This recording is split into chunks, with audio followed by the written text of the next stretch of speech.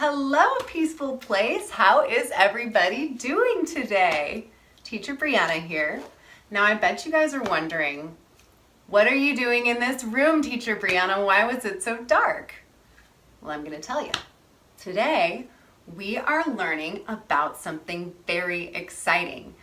We will be learning about the sun and the moon. And more importantly, what we're going to be learning right now is about the phases of the moon. Now, what is a phase of the moon? What's a phase?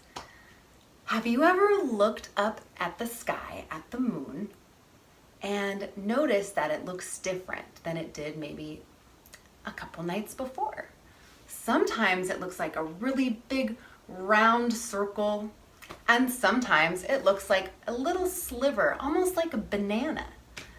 Well, that's because it's the different phases of the moon. And sometimes it's so bright, right? And sometimes it's so dark.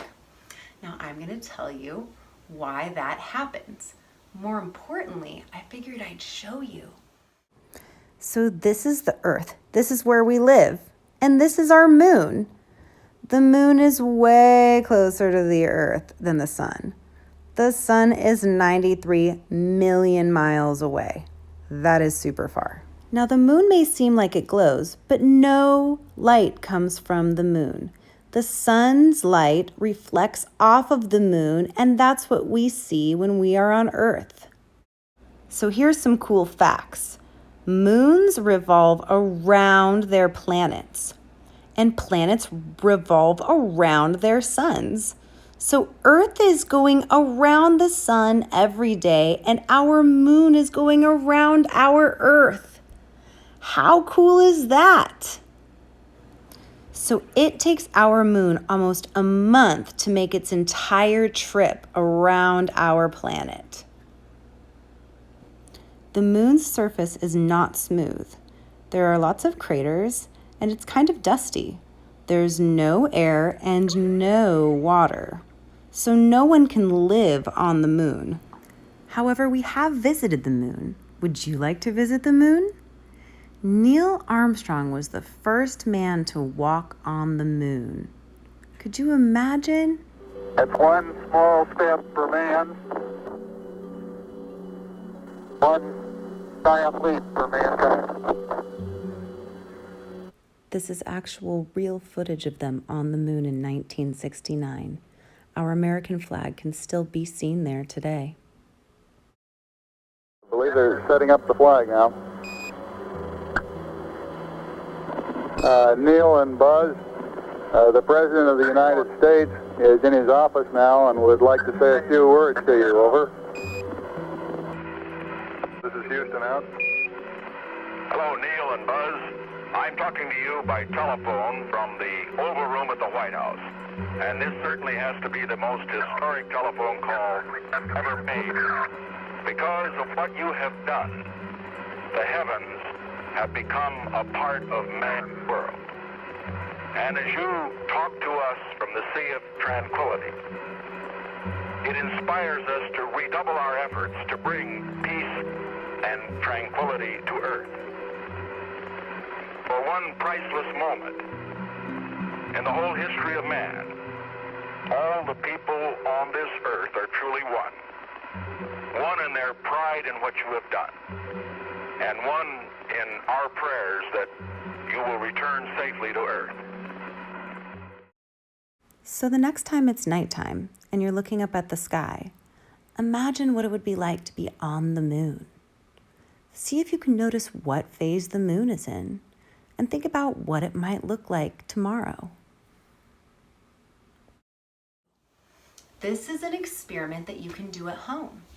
All you need is a lamp without a lampshade and a white ball, or just any color ball, really.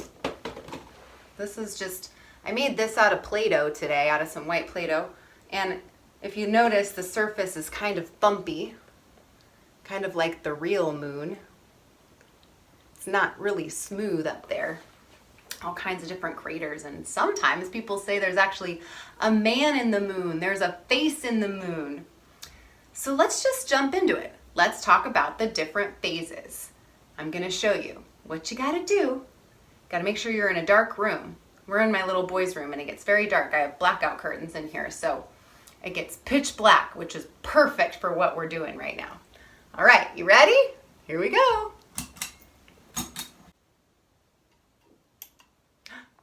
Hello, how is everybody? Here I am. Okay, let's get started. Now we are first going to start with our new moon. The new moon is when it's very dark. There's no light coming from the moon. See, it's all dark. It's very hard to see outside when it's a new moon. You don't have any light coming from the sky, which is essentially, the moon is like our nighttime light bulb. So there's no light coming from the moon because essentially our sun is behind it. So there's no reflection of the sun for us to see.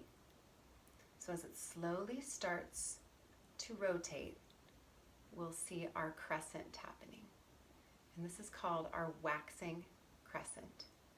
It's like a tiny little banana or a croissant. I love a buttery croissant. So waxing is when it's starting to get bigger. And we'll continue around. And here we are at the first quarter.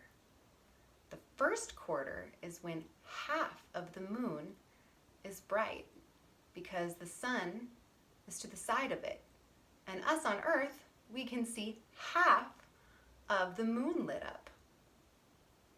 And as it continues to move around, it gets a little bit brighter, but it's not quite full. This is called the waxing gibbous. Can you say gibbous?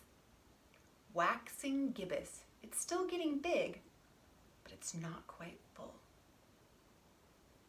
Here we go. And we turn around and full moon. When it's so bright outside, sometimes a full moon is so bright, it feels like it's not even nighttime. It's amazing. And it only happens once a month. All of these phases only happen roughly once a month. It takes about 30 days to get through this whole series. So let's continue on. Now, we're not quite full. Still pretty bright though. We're headed back around. And this is called the waning gibbous. Now we're starting to lose a little bit of light. It's waning, the waning gibbous. And here we are at the last quarter, which is when we just see half of the moon again, but it's on the other side because we're just going in one big circle.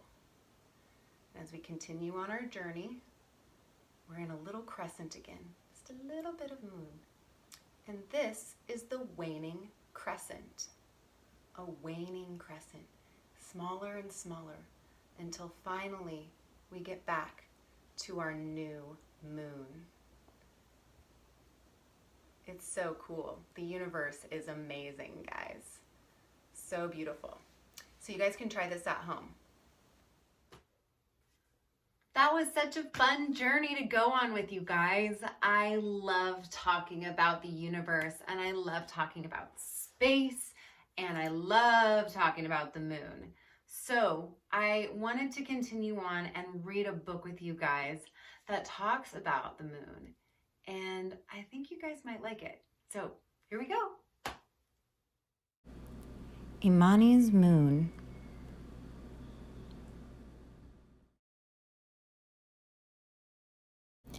Imani was the smallest child in her village. "Look at tiny Imani," the other children teased. "She's no higher than a lion cub's knee." "Careful," they called to her. "Don't let the meerkat stomp on your head." "Mini Imani, you'll never have accomplished anything." Day in and day out, the children teased her, and Imani began to believe them. Every night, Imani's mama lifted her spirits with stories. This night, Mama told her of Olapa, the goddess of the moon who fought a great battle against the god of the sun and triumphed. "Do you think I could do something great like Olapa?" asked Imani. "I do," answered Mama. Even something like touching the moon? Even that, said Mama. But it is you who must believe. Mama kissed her forehead. Usiku muema. Good night, Imani. Good night, Mama. That night, Olapa and Imani battled side by side in Imani's dreams. Together, they protected the people of Earth from danger, flew through the sky, and guarded the moon. Imani stood tall and brave on the moon with Olapa by her side. The next morning, Imani awoke, inspired to do something great. Today, she told herself, I will touch the moon. Later that day, Imani made her way through the village. Look, it's Imani the ant, called one of the teasing children. Where are you off to, teased another, going to catch a ride on a beetle's back? I am going to touch the moon, answered Imani. The children laughed and followed her. As the moon grew brighter in the late day sky, Imani began to climb the tallest tree. The bark scraped her small hands and legs. On a branch above, Nyoka, the snake, appeared. What's going on? He hissed. I am going to touch the moon, answered Imani. That's impossible, Nyoka jeered. It's much too high. Imani climbed on. As she got higher and higher, climbing became harder and harder. She stretched herself to reach the next branch, but lost her footing and fell to the ground with a thump. Maybe I won't touch the moon, she sighed. That night, Mama told Imani about Anasi, the small spider who captured a snake to gain a name for herself. Mama, do you believe that a spider, so small and weak, could really capture a snake so long and quick? Imani asked. I do, answered Mama. Even if no one else believes it, Imani asked. A challenge is only impossible until someone accomplishes it. Mama said, Imani, it is only you who must believe it. Imani drifted to sleep and dreamed that she climbed to the top of the highest tree in her village, captured a snake, and made a name for herself. The next day, Imani searched the village and gathered twigs, leaves, sticky berries, and rope. Then she headed back to the tallest tree, sat down, and got to work. What's Imani the Tiny up to today? Teased the children. I am going to touch the moon, Imani answered. As the moon began to appear, Imani pulled her creation onto her arms. She spread her arms out wide and sprinted past the tallest tree as quickly as she could. Imani's wings caught a gust of wind. She soared as high as the treetops. What are you doing up here? Asked Sokwi, the chimpanzee, confused to see a flying human. I am going to touch the moon, Imani called. You can't do that. Give up, mocked Sokwi. Imani flew on. Suddenly, a strong burst of wind, too mighty for her delicate wings, sent her sailing into the tree with a crash. The children laughed and left her behind. I give up, she sighed. Heading back home, Imani heard her village gathered in celebration. The young warriors were performing the adumu, the jumping dance. Over and over again, the warriors jumped high into the sky, their heads caressing the clouds. Cheers and chants rang from the proud villagers. One of the warriors jumped higher than any other. This warrior seemed to fly. Imani could not look away. She cheered the loudest for him.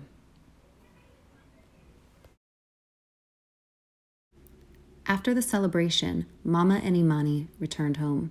Too tired for a story, Imani went straight to sleep. Her dreams danced with visions of the adumu.